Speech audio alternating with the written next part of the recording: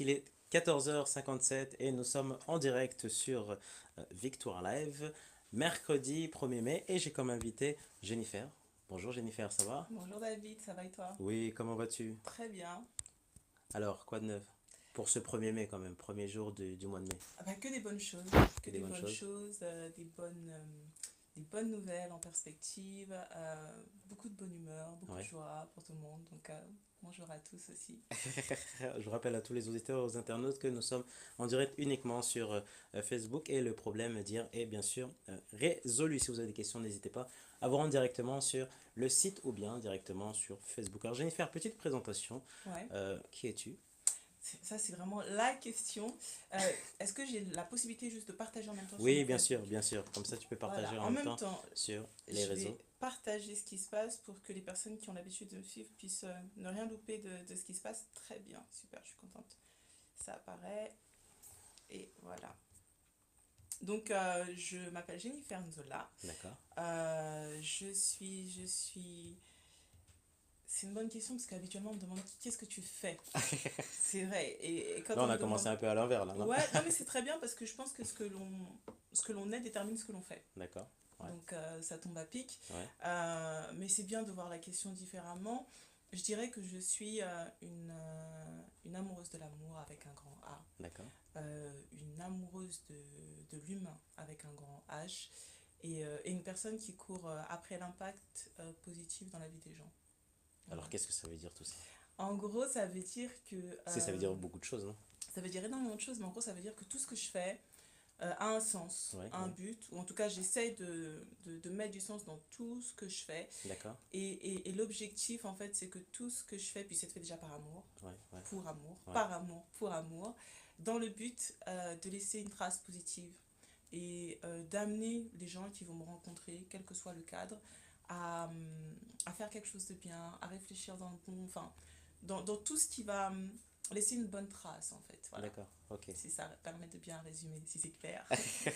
Bon bah c'est très clair, hein. Si vous avez des questions à poser, eh ben n'hésitez pas, voilà, en direct avec Jennifer, 15h, nous sommes aussi sur VL1, voilà, connecté actuellement sur la radio. Alors tu es venu avec un thème. Ouais. Alors de quel thème s'agit-il? L'importance d'être vrai. Du coup, j'en profitais en même temps pour parler de mon parcours, comme ça vous allez mieux comprendre D'accord. aussi. Je vais essayer de faire des parallèles entre mon parcours et comment est-ce que j'en suis arrivée là. Ouais.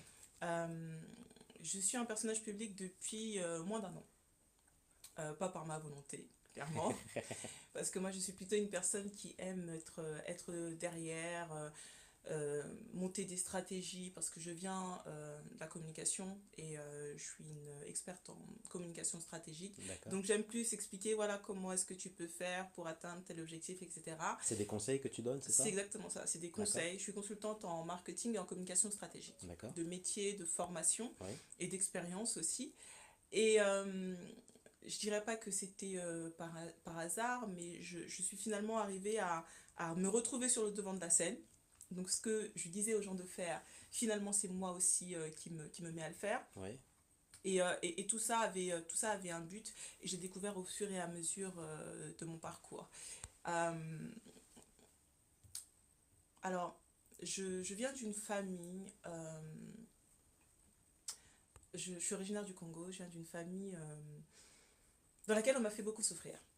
On va rentrer dans le vif du sujet. Ah, directement quoi. Ouais, on va rentrer dans le vif du sujet. Suivez bien, parce que ça va être les montagnes russes. Généralement, quand je commence à parler de mon parcours, il y a toutes sortes d'émotions. On sourit, on rit, on est triste, on est joyeux. Donc, suivez vraiment bien, parce que ma vie est un film. D'accord. Clairement, c'est ce que. Et en plus, c'est un film dans le film. Donc, c'est assez.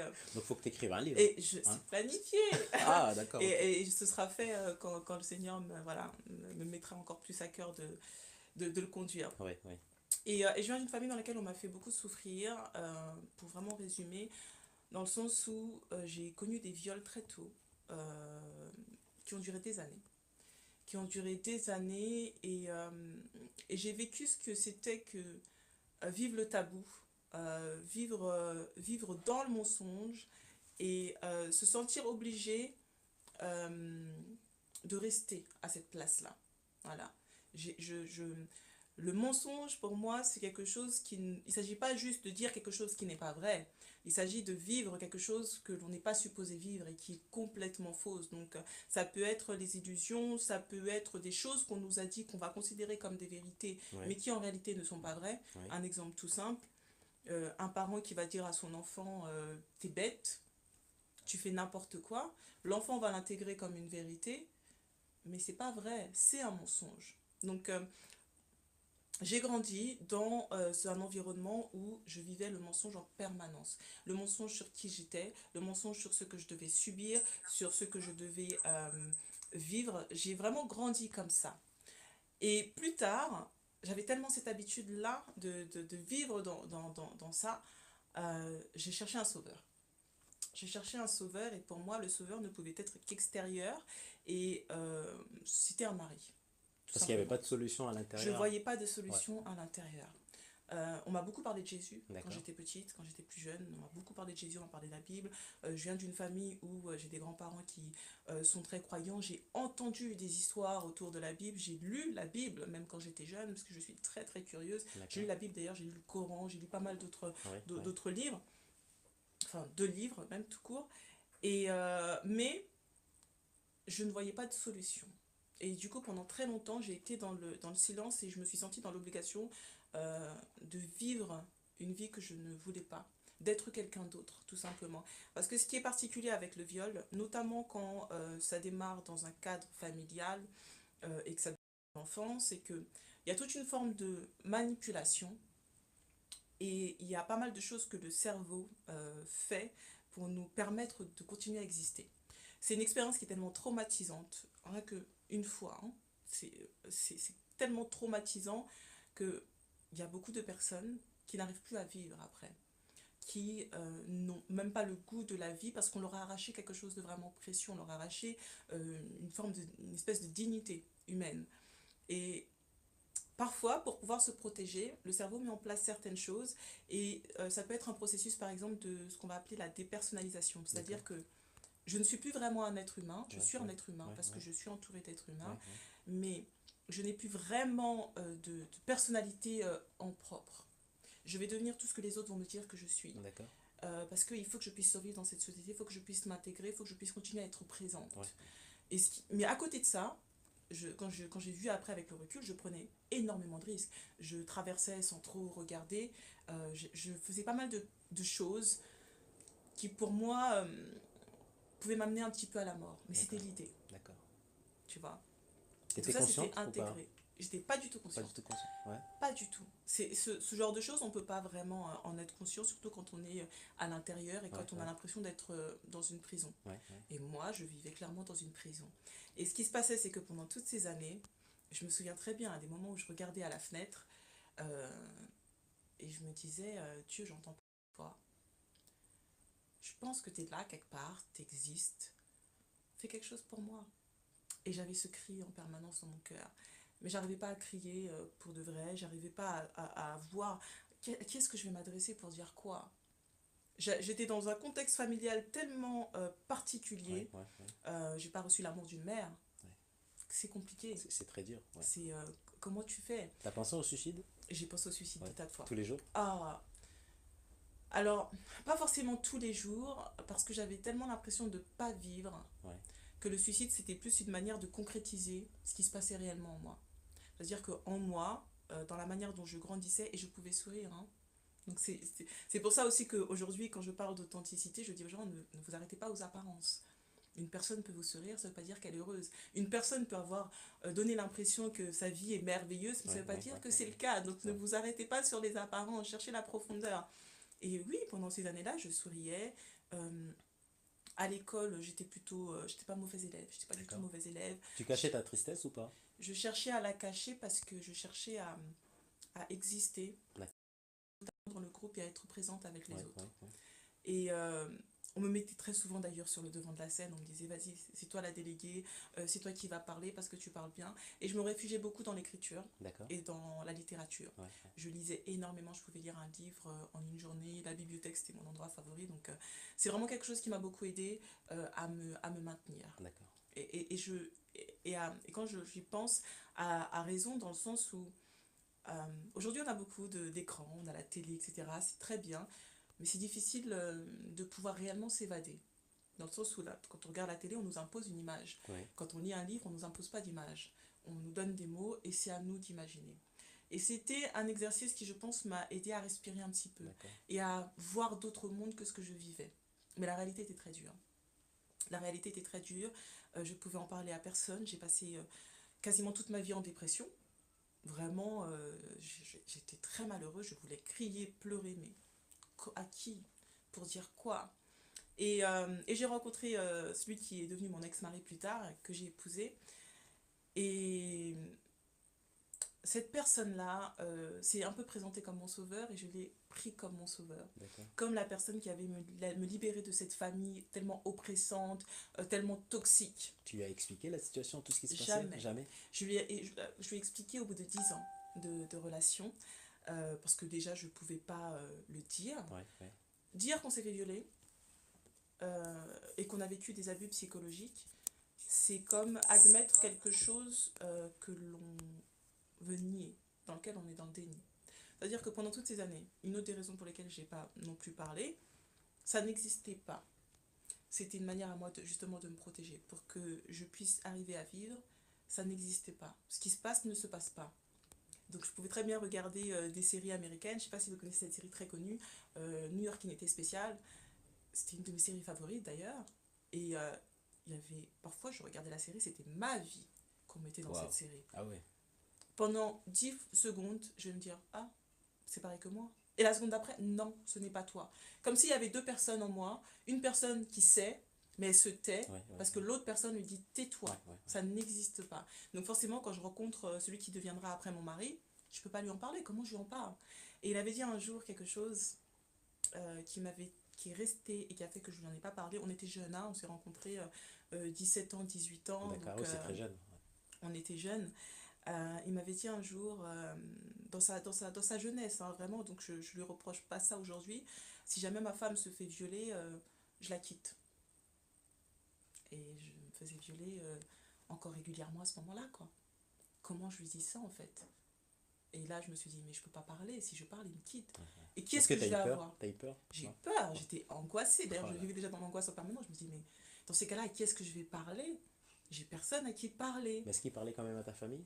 C'est Tout le arrivé des monde, fois? ma famille, alors aujourd'hui, il y a peut-être des gens qui vont découvrir ça, des gens qui me connaissent, ils vont dire, mais c'est pas possible, elle est en train de parler de la même famille qu'on a connue. Pour les gens, on était une famille plutôt, une bonne famille. D'accord, On était ouais. une bonne famille, très respectueuse, avec des enfants très respectueux, ce qui est vrai, ce Ouais, qui est ouais, encore le cas ouais, aujourd'hui. ouais. Une famille qui aide, une famille aimante, un espèce d'exemple. Donc, ils ne pouvaient même pas soupçonner quoi que ce soit. Et moi-même, je ne pouvais pas soupçonner que ce qui arrivait était vrai. Pour dire à quel point je vivais dans ce mensonge-là que ma souffrance n'est pas réelle, ma souffrance n'est pas vraie. Donc je me suis mariée du coup avec cet homme. Et, euh, et quand on s'est mariés, ça s'est fait en plusieurs temps parce qu'on a d'abord fait un mariage traditionnel avec la dot et ensuite on a fait un mariage officiel. Ça a été très rapide tout ça? Ça Non? s'est fait... alors on s'est mariés au bout de 7 ans, je D'accord. dirais, à peu C'était près. long, non? C'était long, c'était très difficile, mais j'avais... C'était la vie, voilà. Pour moi, c'était la vie et je m'étais dit, même quand je l'ai épousé, hein, je m'étais dit, je vais mourir avec ce secret dans ma tombe. C'est pas que je voulais pas en parler, c'est que je ne voyais pas comment en parler. Quels mots je mets? Quels mots est-ce que je mets? Et si je mets des mots, ça veut dire que c'est vrai. Mais c'est pas vrai. Est-ce que c'est vrai?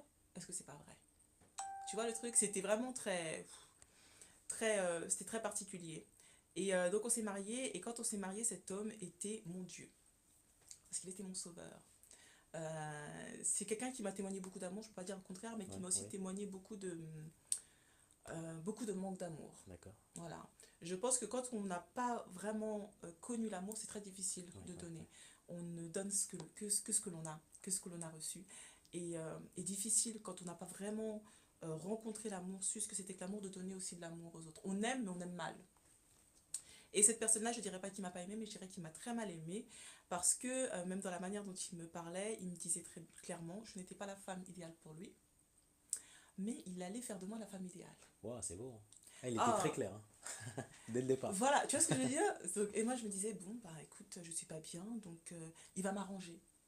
Donc il y a plein de choses à arranger chez moi, il y a plein Ouais, de ouais, choses qui ouais, vont pas. Il va me, voilà, il va me ouais, transformer. ouais. Bah ok. Et donc je l'ai laissé me conduire en fait. C'est quelqu'un, par exemple, alors pour moi, chaque couple doit avoir son propre mode de fonctionnement, mais il faut que les deux soient d'accord. Voilà. Là, en l'occurrence, c'est pas que les deux sont d'accord, c'est moi, je suis. Il veut ça, ok, on y va là. Il dit ça, je suis pas forcément d'accord, mais c'est pas grave. C'est mon sauveur, il a raison. Tout ce qu'il dit est vérité. Ouais, ouais, ouais. Tout ce qu'il dit est loi En et fait, tu le acté. suivais carrément. C'était Ouais, clairement une ça. nouvelle vie. Une nouvelle vie. Ouais, Et comme je voulais que ce soit avec lui, il fallait que je me mette complètement à le suivre. Et j'avais déjà plus vraiment ma personnalité, ouais, ouais, mais là, c'était différent. Moi qui suis de nature très curieuse, à ce moment-là, il fallait que je sois un peu moins curieuse. ouais, Et quand je parle de curiosité, je parle de curiosité intellectuelle. ouais, J'ai arrêté de lire, par exemple, quand je me suis mise avec lui, parce que c'était quelqu'un d'assez complexé. Il le reconnaît pas forcément, mais euh, j'ai toujours été très intellect dans la réflexion, un peu philosophe, et j'ai toujours apprécié d'avoir des grands débats sur plein de trucs. C'était pas forcément son truc. Pas parce qu'il n'avait pas les compétences, les qualités intellectuelles, mais plutôt parce qu'il n'avait pas la même culture. Moi, même si c'est vrai qu'il y a beaucoup de reproches qu'on peut faire à ma famille, mais j'ai beaucoup été baignée dans un cadre où ça bouillonnait intellectuellement. Voilà. C'est-à-dire qu'on m'a beaucoup parlé de l'histoire du Congo, de l'histoire de l'Afrique. On m'a parlé de mon grand-père qui avait reçu une médaille d'un des présidents parce que c'est quelqu'un qui s'était battu, qui a écrit un livre. Enfin, on m'a parlé de beaucoup de choses comme ça qui m'ont permis vraiment d'avoir voilà, une certaine ouverture intellectuelle. Et avec lui, c'était pas vraiment possible. Donc, qu'est-ce que j'ai fait? Bah, je me suis dit, bon, il faut que je fasse taire ça. Donc il faut que je fasse taire un peu mes ambitions aussi, il faut que je fasse taire ce que j'ai envie de dire, ce que j'ai envie de faire, parce que je ne veux pas qu'il se sente mal, je ne veux pas que dans sa position en tant qu'homme, en tant que chef de famille, en tant que d'accord, ouais, leader, ouais, il puisse avoir l'impression que je me sens supérieure à ouais, lui, parce que je ouais, ne me suis jamais sentie supérieure ouais, à ouais. lui. J'avais juste envie qu'on arrive à être sur la même... Mais c'était pas possible. Donc il y a énormément de choses comme ça. C'est tout un travail quand même, C'était un travail en permanence. T'imagines le truc, donc t'es avec une personne 24-24. avec qui tu vis et tu dois tout le temps te filtrer, tout le temps réfléchir, ouais mais si je dis ça, et si il comprend mal, etc. etc. Bon ok, je vais plutôt dire ça. Alors au fur et à mesure du temps, tu commences à connaître la personne et à savoir, bah il est plutôt comme ça. Donc je rencontre des personnes, on est dans un cadre par exemple professionnel, un homme veut me faire la bise, ah, il faut que je le repousse parce que il risque de mal l'interpréter. D'accord, ouais, Et c'est compliqué, ouais, quoi. ouais, Et c'est hyper compliqué parce que moi, dans ma réflexion, je me dis, bon, dans ce cadre-là, on est en France, la bise, c'est de rigueur, etc. Et lui, non, c'est comme ça que tu dois faire. Quand j'ai commencé mes affaires, c'était juste après, quasiment juste après avoir commencé mes études. J'ai commencé très tôt, hein. Donc je suis entrepreneur depuis quasiment 10 ans. ouais. Waouh, J'ai 30 ans aujourd'hui et j'ai commencé vraiment très félicitations. tôt. Merci. Et quand j'ai commencé à être chargée de communication indépendante, c'était difficile parce que parfois certains hommes avec qui j'étais en rendez-vous, donc on a un rendez-vous pour le travail et puis ils se mettaient à me draguer. Et quand je n'avais parlé justement à mon mari, il me disait c'est parce que tu es trop ouvert, tu souris trop. Arrête de sourire, sois comme une banquière, tu te cadres, tu te fermes, et puis même au niveau de ton apparence, arrive en étant habillé comme ça, avec des escarpins, mais vraiment en mode, voilà. Et je lui disais, mais enfin, je vais essayer parce que voilà, c'est mon mari, tout ce qu'il dit est vrai, de Ouais, toute ouais, façon, ça n'a absolument pas fonctionné. ouais, Et comment ça peut fonctionner? ouais. Comment est-ce que tu démarres une relation, que ce soit professionnelle ou personnelle avec des personnes, si tu n'es pas franc, si tu n'es pas honnête? C'était pas moi. Moi, j'aime porter des baskets. Aujourd'hui même, je suis en basket. J'aime porter des baskets. Je suis beaucoup plus à l'aise avec des sneakers. J'aime sourire parce que pour moi, ben, c'est beaucoup plus intéressant de travailler avec des personnes qui ont la joie de Ouais. vivre. Pourquoi est-ce que sous Être prétexte qu'on vrai, est quoi, dans... c'est pour ça. Exactement, C'est ça. être vrai. Pourquoi est-ce que sous le prétexte qu'on est dans un cadre professionnel, on doit fermer le visage, avoir l'air énervé pour montrer qu'on est sérieux? Non. Parce que pendant ces années-là où je travaillais, j'ai montré mes capacités. Ça se passait très bien en entreprise. J'ai eu des très belles promotions, j'ai eu énormément de possibilités. J'ai une solide réputation aujourd'hui justement parce que j'ai été efficace. C'était pas parce que je jouais un rôle, c'est justement parce que j'étais vraie, parce que je m'interrogeais, je posais des bonnes questions, j'étais curieuse. Et je me disais, mais pourquoi est-ce qu'on ne ferait pas plutôt ça? Parce que ça me paraît plus logique D'accord. avec cette Tu idée. Tu recherchais vois, toujours le plus, c'est ça? je recherchais toujours le plus Ouais. et je recherchais toujours à être vraie. Et là, dans ma vie personnelle, c'était très compliqué. Et au final, et c'est justement pour ça aussi que j'invite vraiment les gens à se regarder en face et à être vrai avec eux-mêmes, D'accord. ça finit toujours par revenir sur nous, par rebondir. C'est un peu comme un boomerang. Quelque chose qui est face à nous, qui est vrai, qu'on ne veut pas accepter, on le balance, mais ça finit par revenir. Ouais, ouais, Et c'est ce qui s'est passé. Je suis tombée enceinte quelques temps après lui avoir parlé des viols que d'accord. j'avais vécus. Donc cette parole-là m'a libérée au point où ça a libéré aussi, excusez-moi du terme, mon corps. D'accord. Dans le sens où on était ensemble depuis 10 ans, je n'étais pas tombée enceinte, enfin, je ne tombais pas enceinte. Et là, quand j'en ai parlé, je crois même pas 2, 3 semaines après, C'était la libération, quoi. c'était vraiment une Ouais, libération, ouais. c'était une délivrance. J'ai vraiment vécu comme une délivrance. J'ai ouvert la bouche pour dire, voilà ce qu'on m'a fait, voilà ce qui s'est passé. Et quand j'ai commencé à parler, j'ai plus jamais arrêté de parler. C'est-à-dire que le moment où j'ai commencé à parler, et toutes ces choses-là étaient préparées. Ouais. Comment l'a-t-il pris? Est-ce que pour lui, c'était, il fallait en parler plus tôt? Est-ce qu'il y a eu des reproches ou pas du tout? Ou il a accepté? Il m'a demandé pourquoi est-ce que j'en ai pas parlé plus tôt. Et je lui ai dit, déjà parce que je savais pas comment parler, j'avais Ouais, peur que tu m'abandonnes. d'accord. Et ensuite parce qu'il y a ce jour-là où tu m'as dit, si jamais ma femme se fait violer, je la quitte. Donc je me suis dit, comment est-ce que je t'en parle? Et il m'a dit, mais non, c'était pas ce que je voulais dire. Enfin, il m'a dit plein de choses. Mais pour une personne qui a vécu quelque chose d'aussi traumatisant, Ouais, il y a vraiment un choc traumatique hein, dans le viol et même dans les abus sexuels tout court, abus sexuels et psychologiques, il y a vraiment des chocs traumatiques. C'est très difficile d'en parler, tu te sens toujours coupable, quelles que soient les circonstances, tu te dis toujours que c'est ta faute. Ça a commencé quand j'avais 12 ans. d'accord. Quel que soit le truc, tu te dis, c'est de ma faute, j'ai fait quelque chose. Et il y a, j'ai posté un truc d'ailleurs par rapport à ça, le poids de la société, qui pour moi est très fort. C'est-à-dire que quand tu as vécu ça, que tu n'en as pas parlé, et que tu te promènes un petit peu sur Internet, et que tu tombes sur des articles comme ça, de personnes qui en parlent, tu peux te dire peut-être, ah waouh, c'est intéressant, mais tu vas regarder les commentaires et tu vas voir une personne qui va dire, oui, mais pourquoi est-ce qu'elle a pris autant de temps pour en parler? Et puis, elle était dans tel endroit avec telle personne, elle s'attendait à quoi? Alors toi qui as vécu quelque chose, comment est-ce que tu peux ouvrir ta bouche après pour en parler? Hmm. Tu dis waouh, qu'est-ce que les gens vont dire? Et puis si je vais à la police, ils vont me poser des questions. Est-ce qu'ils vont pas sous-entendre? Enfin, tu vois ce que je veux Ouais, dire? ouais, ouais. Il y a C'était tout ce... comme si en fait tout était fermé, j'ai fait au Tout est final. fermé. Ouais. Moi déjà, pour moi, c'était fermé dans ma tête. En plus, Oui, c'était ma famille. Et voilà, j'ai quand même grandi. Donc j'ai grandi en France, mais avec pas mal de valeurs très fortes africaines, bantoues précisément, où la famille, c'est sacré. ouais, ouais. Peu importe ce qui se passe, c'est la famille. C'est la famille. Et ça, c'est quelque chose d'ailleurs qui nous tue, pour moi. Non pas que je veuille qu'il puisse y avoir une dispersion des familles, absolument pas. Moi, je veux vraiment qu'il y ait une belle unité. Mais pour moi, quand on est dans un contexte, que ce soit familial, que ce soit professionnel, quel qu'il soit, dans lequel il y a du mensonge, dans lequel il y a des abus de toutes sortes, on n'a pas à le tolérer, quelle que soit la raison. C'est la famille, mais c'est pas parce que c'est la famille que je dois accepter Ouais, que ouais. de me faire violer ou que je dois accepter qu'on me batte. Ça nous pénalise et ça nous bloque à beaucoup de Ça nous choses pénalise et dans ça nous notre vie. empêche de Ouais, progresser. ouais, ouais. Et là où justement, et là je veux faire le lien avec le christianisme, en tout cas la manière dont on vit parfois la chrétienté, là où je pense aussi ça peut beaucoup nous pénaliser, c'est quand on peut en parler par exemple dans les milieux chrétiens, on peut avoir des personnes qui vont nous dire, ben, il faut pardonner. Mais il ne s'agit pas de pardon, il s'agit aussi de justesse, de justice, de vérité. Le fait de ne pas être en relation avec des personnes qui se comportent comme des scorpions, donc c'est-à-dire qui veulent constamment vous faire du mal, ça ne montre pas forcément un manque de pardon. Et ça, pour moi, c'est quelque chose qui manque aussi énormément. J'ai fait une conférence dans une église il y a quelques mois, Ouais, et il y a un homme qui est venu me ouais, parler après pour me dire que il s'est vraiment reconnu dans pas mal des choses que je disais parce qu'il a été victime d'abus d'accord. sexuels aussi. Et il me dit, il a tout essayé. On lui a dit, voilà, de pardonner. Et il a dit, d'accord, mais comment je fais, quoi?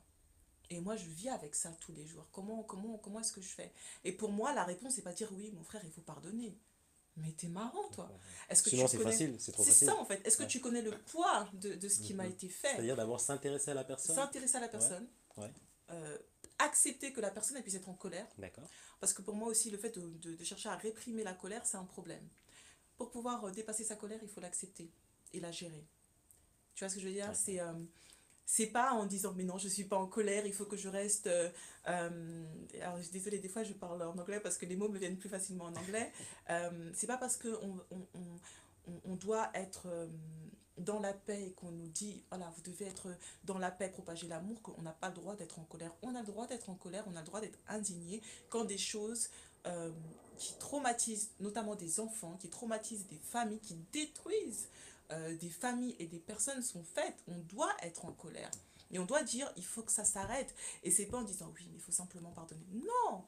Oui, le pardon doit arriver. Et d'ailleurs, le pardon, il doit être présent, notamment pour les personnes qui sont victimes. D'accord. J'ai pardonné Ouais, pour moi d'abord. ouais, ouais. Parce que j'avais besoin de On peut se pardonner. pardonner? Pour Ça moi, dépend. c'est... Alors, pour moi, il faut se pardonner. Ouais. Et c'est ça aussi, ça a été aussi beaucoup le travail. Parce que c'est tout, oui, c'est tout un travail. Le jour où j'ai parlé, je me souviens très bien de ce jour-là. Euh, J'avais vraiment senti dans mon cœur, il faut que tu parles. Il faut que tu parles. À ce moment-là, j'étais beaucoup, je commençais à énormément prier. Et j'avais déjà beaucoup soumis ce problème au Seigneur. Pour les personnes qui ne sont pas chrétiennes et qui me suivent, qui découvrent, parce qu'il y a beaucoup de personnes aussi non chrétiennes qui me suivent, voilà, vous savez que je suis chrétienne, je ne m'en cache pas du tout. Ils ne le Et savaient pas avant? Tu il y en étais a chrétienne? quelques-uns qui ne savent pas, mais voilà, il y en a qui Qui savent doutait? parce que Ouais. je m'en cache absolument pas. D'accord, ouais. Et je commençais vraiment à beaucoup cultiver ma foi et à faire énormément de... Voilà, à passer beaucoup de temps en méditation, en réflexion. Et j'avais soumis cette question-là. Voilà ce qui s'est passé, voilà ce qu'on m'a fait. Je sais que je dois pardonner, mais je ne sais pas comment faire. Et un jour, le Seigneur m'a dit... alors quand j'ai dit le Seigneur m'a dit, pour les personnes qui ne sont pas chrétiennes, il ne s'agit pas d'entendre une voix distincte, hein, je ne suis pas Jeanne d'Arc, mais il s'agit du cœur. C'est-à-dire que c'est une voix qu'on entend, bon, peut-être qu'il y a des gens qui entendent ça avec, de manière, je ne sais pas, mais moi en tout cas ça se passe vraiment beaucoup dans le cœur, c'est une forte conviction et un espèce de dialogue intérieur si vous préférez. Et donc le Seigneur m'avait dit, il faut aussi que tu te pardonnes à toi. Il ne s'agit pas juste de pardonner à ce que la personne t'a fait, mais toi aussi, te pardonner. En vrai, j'avais pas grand-chose à me reprocher, mais je m'en voulais tellement. Et quand j'ai commencé à en parler justement à mon mari à cette époque-là, plus je libérais ma parole, plus je sortais de la culpabilité. Ouais. Et justement, à un moment donné, mon mari m'avait dit, parce que j'en parlais vraiment tout le temps, hein, surtout les premières semaines, je rencontre une personne dans un magasin, on se met à échanger, et je lui dis oui, il m'est arrivé ça, il m'est arrivé ça. J'avais vraiment ce besoin De de libérer, parler. quoi. Ouais, Ah ouais. oui, de libérer, de libérer. Il me disait, mais arrête d'en parler tout le temps. Et ce arrête d'en parler tout le temps, ça m'a gênée. Et je me suis dit, je vais pas rentrer dans ce jeu-là. Parce que ce arrête d'en parler tout le temps, pourquoi je devrais arrêter d'en parler tout le temps en fait? En quoi ça te gêne? Tu vois, je devrais en avoir honte? Ouais. Est-ce que c'est moi qui ai fait quelque chose qu'il ne fallait pas faire? Et je suis contente parce qu'à ce moment-là, je commençais vraiment aussi à m'affranchir de, de l'emprise qu'il avait sur moi. Parce que c'était la première fois où je commençais à ne plus écouter ce qu'il me disait. D'accord. Parce qu'il y avait vraiment une domination, c'est ça? Il y avait une Totale. réelle... C'était une emprise voulue, hein, Ouais, clairement. ouais, Hein. ouais. C'est-à-dire que je dirais pas que la personne m'a possédé ou quoi, c'était vraiment voulu. C'est-à-dire que j'étais consciente que cet homme-là était mon Dieu. Et un jour, et je pense que ça a ouvert aussi la libération, je me souviens très bien de ce soir-là, et d'ailleurs j'ai un email, il faudrait que je le retrouve, je le mettrai dans mon bouquin. J'ai regardé cet homme, et dans mon cœur, je parlais à Dieu et je lui ai dit, Seigneur, j'aime trop cet homme, et je trouve que c'est pas normal. Je l'aime plus que ma propre vie. Et ça, je trouve que c'est pas normal. Je l'aime même plus que toi. Et c'est pas normal, aide-moi.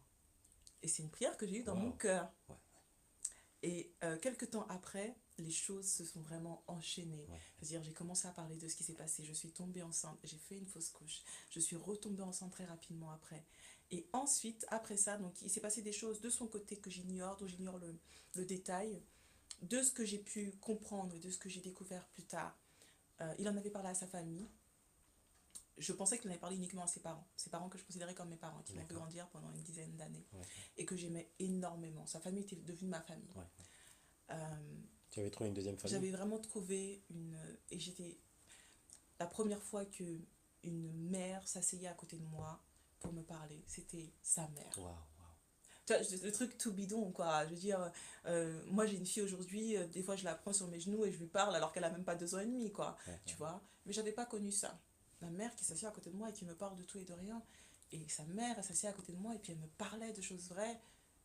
Et ça, c'était quelque chose qui m'avait touchée. Donc pour moi, c'était ma mère. Et pour moi, quand il allait en parler à ses parents allaient être de mon côté, quoi. C'est pas ce qui s'est passé. Ou en tout cas, dans l'apparence, c'est ce qui s'est passé. Mais au fur et à mesure de l'eau, plus tard, j'ai compris que non, en fait, ils ont préparé tout un coup pour m'éjecter, tout Oh là là simplement de la là là famille, là. me remplacer par une autre personne qui est là actuellement. Est-ce que c'était un choc au final? Je pense que c'est un choc pour tout le monde, Ouais. mais les gens ne réalisent pas à quel point le choc le plus grand, c'était pour moi. C'est-à-dire que pour eux, c'était un choc, mais ils sont extérieurs. Pour moi, c'était un choc dans le sens où ça voulait dire que dès le moment où j'en parle, ça veut dire que la chose est vraie. Il y a quelqu'un qui me disait, en Afrique, on dit que ce qui n'a pas de nom n'existe pas. Donc, c'est-à-dire que tant que tu n'as pas mis le verbe dans quelque chose, c'est comme si la chose n'existait pas. Tu dois nommer les choses. Tout d'ailleurs, ben, voilà, l'homme nomme les animaux, il Ouais, nomme toutes ouais, les ouais, ouais. espèces. Pour vraiment affirmer l'existence de la chose, tu dois nommer, tu dois parler. Tant que j'ai pas parlé, ça n'existait pas. Ça reste dans un coin de ma tête. Et quand j'ai décidé d'en parler, c'est un choc pour moi aussi. Parce que j'étais en train de dire, c'est vrai. C'est vraiment ma vie, c'est vraiment ce qui s'est passé. Et là, c'était le moment où... Alors pour eux, c'est choquant. Et pour moi, c'était, mais Jennifer, il faut que je puisse me regarder maintenant dans le miroir et réaliser que, ouais, j'ai des souvenirs. Comment je gère ces souvenirs?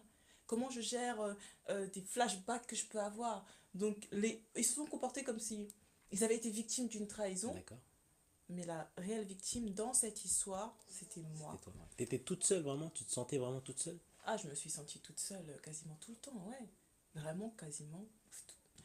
J'ai commencé à plus me sentir seule justement au moment où mon ex-mari est parti. Alors, on était encore mariés à ce moment-là. Il est parti juste un petit peu après l'accouchement, donc un petit peu après que ma fille soit née.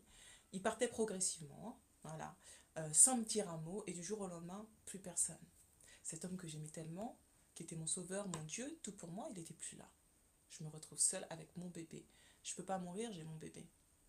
Comment je fais? Et c'est à ce moment-là que j'ai vraiment expérimenté l'amour divin. Et quand je dis l'amour divin, donc pour ceux qui ne sont pas croyants, n'imaginez pas que je vois un monsieur blanc avec une barbe blanche qui regarde, qui juge. Non, il ne s'agit pas de ça, hein. Ouais, ouais. Il ne s'agit vraiment pas de ça. Il s'agit plus d'une source que je ne pourrais même pas expliquer. Beaucoup de non-croyants, ou de non-religieux plutôt je dirais, parlent de l'univers pour parler de ce qu'ils ignorent, de ce qu'ils ne comprennent pas, mais qui vont considérer comme étant quelque chose de supérieur à l'humanité et à la vie telle qu'ils la conçoivent.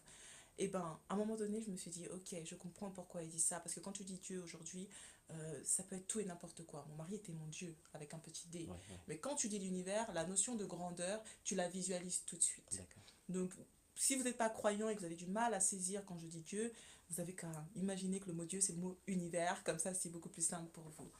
Et à ce moment-là, du coup, je commençais vraiment à aller en profondeur et à expérimenter toutes les promesses que je retrouve notamment dans la Bible, tout cet amour, je commençais à découvrir que j'étais une créature merveilleuse. Avant D'accord. ça, Ouais. j'ai grandi sans avoir vraiment de valeur parce que j'étais un objet. Dans ma famille, j'étais un objet sexuel et un objet, je suis désolée Ouais, de ouais. choquer au niveau des mots, mais c'était vraiment ça. Un objet sexuel, euh, un objet, j'étais pas considérée comme un humain. Clairement, j'étais plus considérée comme un objet. On m'a donné aussi la responsabilité de mes frères, alors que c'était pas ma responsabilité. C'est-à-dire qu'il y a une différence entre être un aîné et avoir voilà, cette responsabilité en tant qu'aîné, parce que j'étais l'aîné, et avoir la responsabilité de parent en étant un aîné. Et je pense que parfois on fait un peu on oublie. Voilà. Aujourd'hui je suis parent, et même si ma fille sera l'aînée de tous mes autres enfants, elle n'a pas la responsabilité de mes enfants. Ça, c'est très important de Et le ça, pour souligner. moi, voilà, c'est primordial. Et dans cette famille où j'ai grandi, j'avais tout ça. quand j'ai raconté ce qui s'est réellement passé à une de mes amies qui m'a connue plus jeune, je lui dis voilà en fait ce qui s'est passé, elle m'a dit euh, ah ouais, elle m'a dit j'aurais pas imaginé. Elle me dit je me souviens très bien qu'avec ta famille ça pouvait être un peu compliqué, notamment avec ta mère. Elle m'a dit d'ailleurs je me souviens quand on se voyait il fallait que tu te dépêches de rentrer pour faire le ménage, faire à manger. Donc il C'est y a ce des qu'elle choses m'a qu'elle dit. voyait. Donc il y avait des Il y a des signes. choses que les gens voyaient. Je me Ok. souviens aussi d'un ami à mes parents qui un jour était venu. Il a dit non, c'est pas normal. Elle est jeune, il faut la laisser aussi, Ouais. faut la laisser aussi sortir, aller en vacances parce que je partais quasiment pas en vacances quoi. D'accord. Et là, je vous décris le truc, vous avez l'impression mais attends, elle était esclave ou quoi? C'était pas flagrant, mais pour moi, ça a été une forme d'esclavagisme en quelque sorte. Non pas que je n'avais pas de liberté proprement parlée, mais il y avait tellement de pression, il y avait tellement tout cet environnement qui me, qui m'empêchait d'exister et de vivre, que ça peut être apparenté à tout ça, tu vois. Et donc du coup, pour refaire le lien avec ce que je disais après, au moment où je me suis retrouvée seule, après que mon mari m'ait abandonnée avec notre fille, il fallait que je puisse m'affronter. Ouais. Et là, tu es toute seule. La première fois que j'habite toute seule, j'affronte ma peur du noir. J'ai grandi dans un environnement où on parlait beaucoup de sorcellerie. D'accord. Donc, on parlait de Jésus, mais on parlait de sorcellerie. Ouais. Sauf qu'on me disait pas. Alors, on me disait dans les mots que Jésus était plus fort que la sorcellerie. Ouais. Sauf que la sorcellerie était tellement présente, tellement puissante que tu n'arrivais pas trop à comprendre comment est-ce que ça fonctionnait. Du coup, j'ai grandi en ayant peur du noir. Et aussi parce que dans le noir, il se passait des choses. Donc il y a bien des conséquences Il y a eu après. des conséquences. Il y a eu des conséquences sur des choses que tu n'imagines même pas, quoi. Je voulais pas rester seule, physiquement. C'est aussi pour ça que je me suis mariée. Je voulais pas rester seule. Quand mon mari n'était pas à la maison, et que, par exemple, il rentrait, je pouvais pas dormir. Il fallait que je mette la télévision, que je m'endorme avec la télévision, avec un peu de lumière. J'avais peur du noir. Et il y a des gens qui ont peur du noir, mais pourquoi vous avez peur du noir?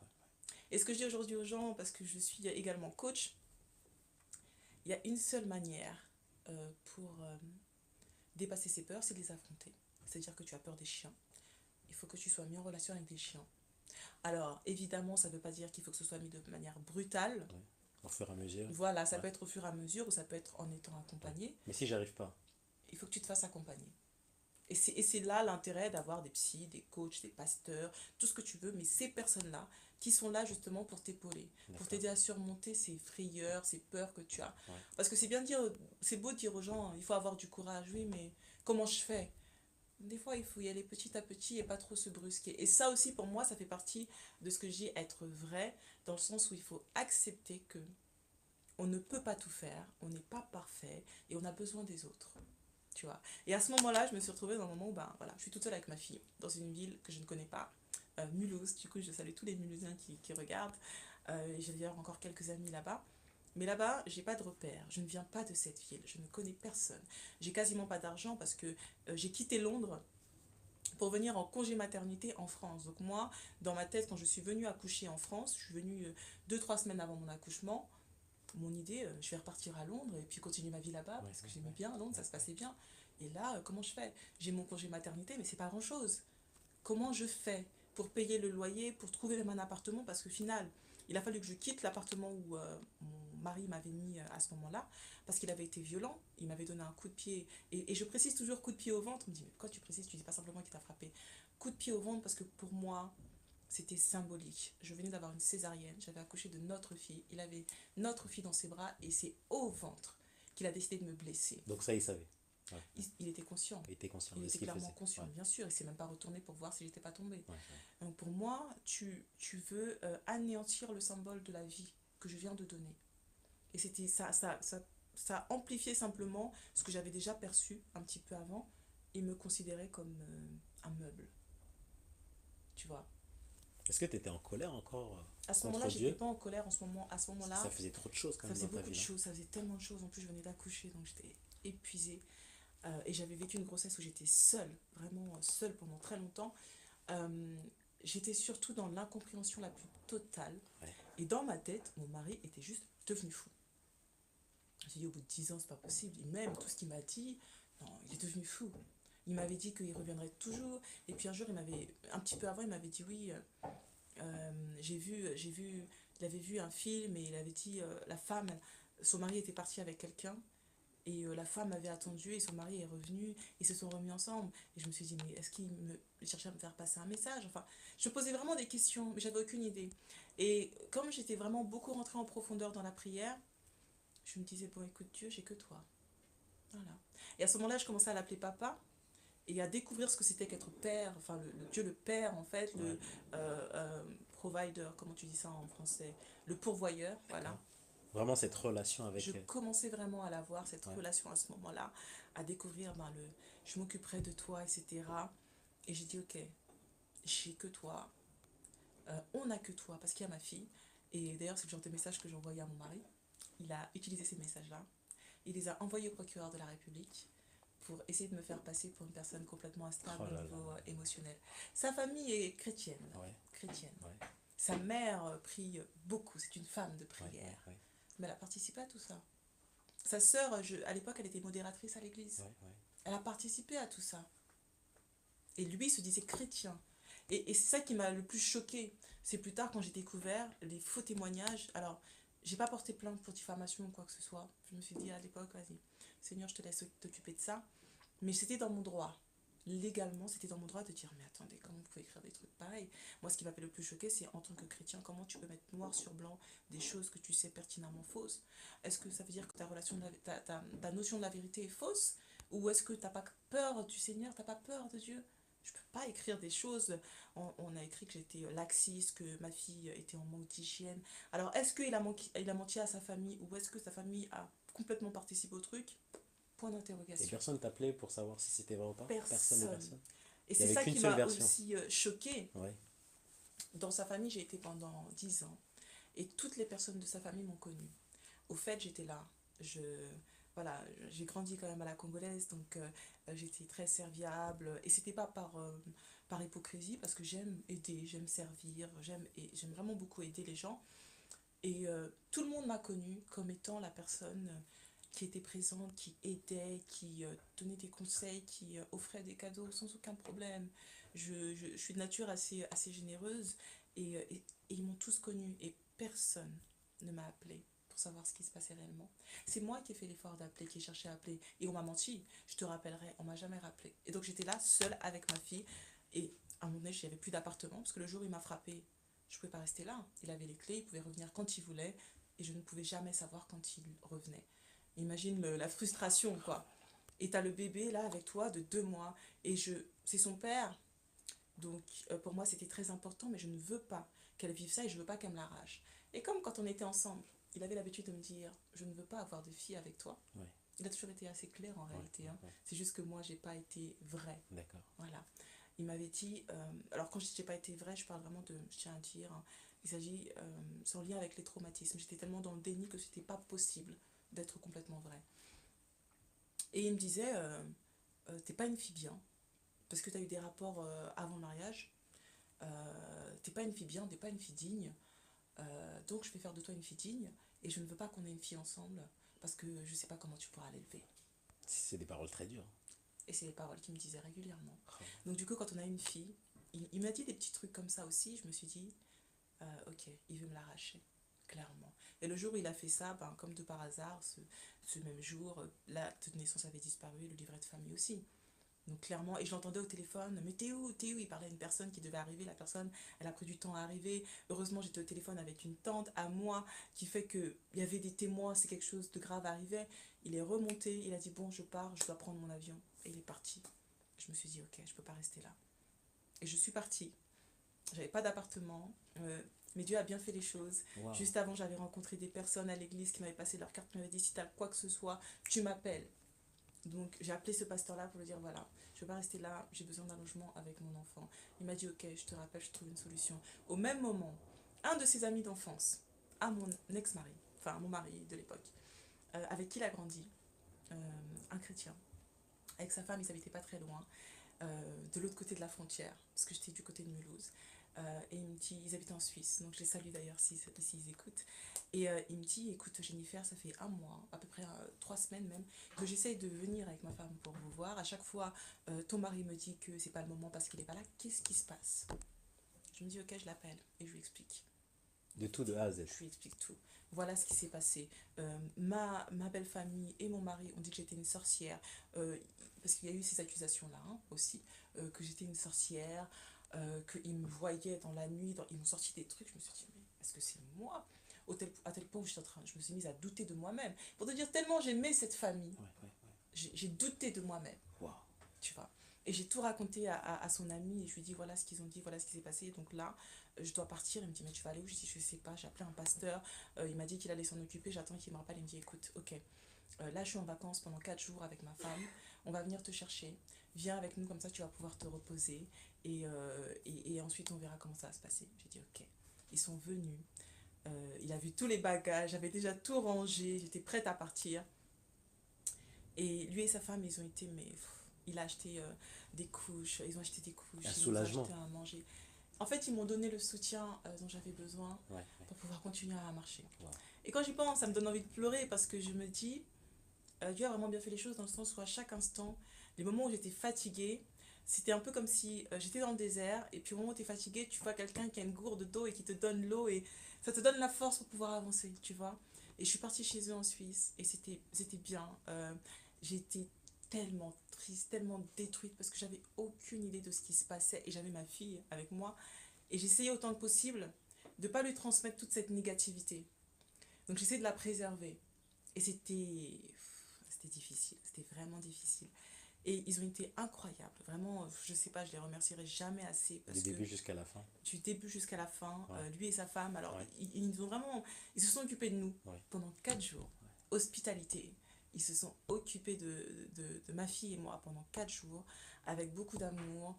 On est parti aussi à une réunion. Il m'a dit est-ce que tu veux aller là? Il y a une réunion avec des gens de notre église. Si tu veux venir, je dis bah, avec plaisir. Et, euh, et j'avais besoin d'avoir ce soutien-là. Et parfois, on a l'impression, et c'est aussi un message du coup pour les chrétiens, on n'ose pas aider des personnes dans le besoin, en difficulté, parce qu'on se dit, on ne sait jamais ce qui peut se passer. Et pour moi, dans notre foi et dans notre relation avec le Seigneur, on doit pouvoir arriver à grandir suffisamment pour nous dire, ben, le Seigneur va nous envoyer les bonnes personnes et on doit pouvoir se disposer à pouvoir les aider. Et les aider, c'est pas les considérer comme un problème. Parce que ça, c'est quelque chose que j'ai vécu plus tard, où mon problème était devenu mon identité. Très difficile pour la femme d'affaires que j'étais, je vous dis pas. Et mon problème était devenu mon identité. Ouais, ouais. Et ces personnes-là qui nous ont pris, justement cet ami, l'ami de mon ex-mari, ils m'ont pas vu comme un problème, ils m'ont vu comme une personne qui traverse un moment difficile, qu'il faut aider. Et on n'a pas forcément la même foi, voilà, ils sont, enfin, on est chrétien pour moi, donc toute la même famille, c'est des adventistes, moi j'ai pas vraiment d'appellation, on va dire, C'est vraiment la famille, quoi. mais pour moi c'était la famille, voilà, c'était vraiment la famille, dans le sens où on a Christ avec nous et Ouais, ouais, c'est tout ce qui ouais, comptait. ouais. Et ils ont été mais, merveilleux. Et donc je suis revenue, j'ai été hébergée par des sœurs de l'église, elles nous ont laissé, elles étaient en colocation et l'une d'elles, que je remercie et que je salue encore, elle nous a laissé sa chambre.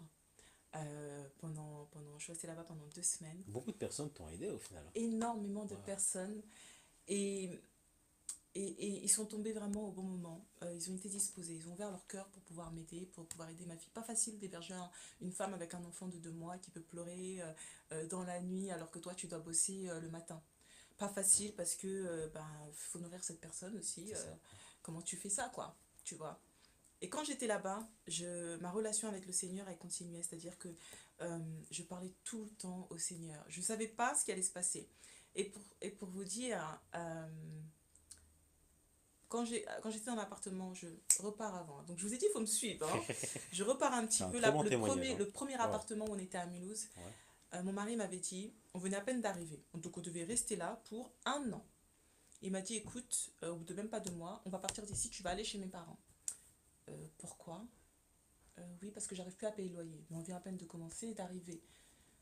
Et je lui dis, mais là, en plus, tu ne me demandes pas mon avis. Donc, c'est vraiment acté. Il me dit oui. Ok. Je voulais pas.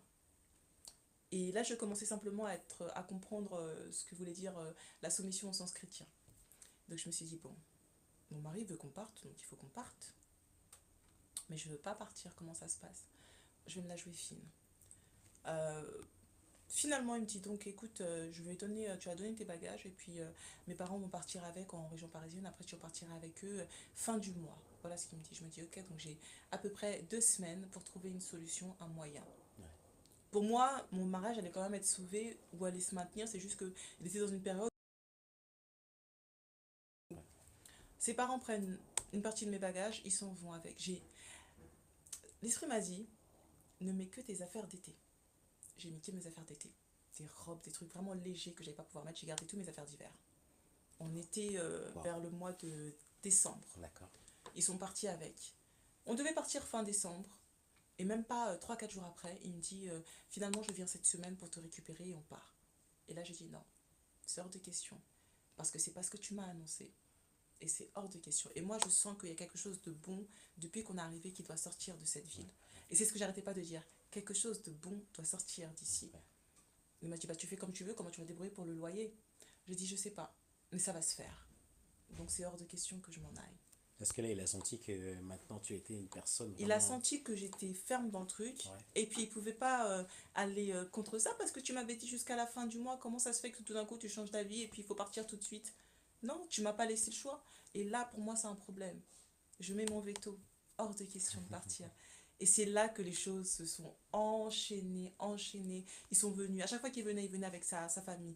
Accusation de sorcellerie. Ils partent un moment avec ma fille. Je n'ai pas de nouvelles pendant des heures alors qu'elle était en allaitement exclusif. Ça te faisait peur? J'avais peur, Ouais. constamment peur. Mais je disais, ok Seigneur, tu t'occupes d'elle, tu t'occupes d'elle. Je ne sais pas comment, mais tu vas prendre soin de cet enfant-là. Et il y a beaucoup de personnes qui m'ont aidée. Et au même moment, il y a une sœur et une amie à moi de l'époque qui m'appelle et qui me dit, écoute Jennifer, je suis dans un groupe de prière, trop bien. On se réveille une fois par mois pendant une semaine à 5 heures du matin. Un groupe qui s'appelle Propulsion Spirituelle. Et c'est que des femmes et on s'appelle et on prie ensemble au téléphone pendant 1 heure. Rejoins-nous. Je dis, vas-y. Moi, là, je suis dans mes problèmes. C'est pas le moment. Je dors quasiment pas. Je passe mes nuits à pleurer. Tu veux qu'à 5 heures du matin, alors qu'en plus je m'occupe de mon bébé toute seule, que je rejoigne ton groupe là par téléphone? Je lui ai pas dit ça, mais dans ma tête, c'est ce que j'ai pensé. J'ai dit non, j'ai pas le temps. Le lendemain, elle m'appelle à 5 heures du matin, elle me met dans le groupe. Je me dis, mais qu'est-ce qu'elle a pas compris? Bon, je raccroche pas, je me dis, vas-y. Curieuse comme je suis, bon, je suis réveillée de toute façon. Je reste en groupe. Et ça m'a fait du bien. Waouh.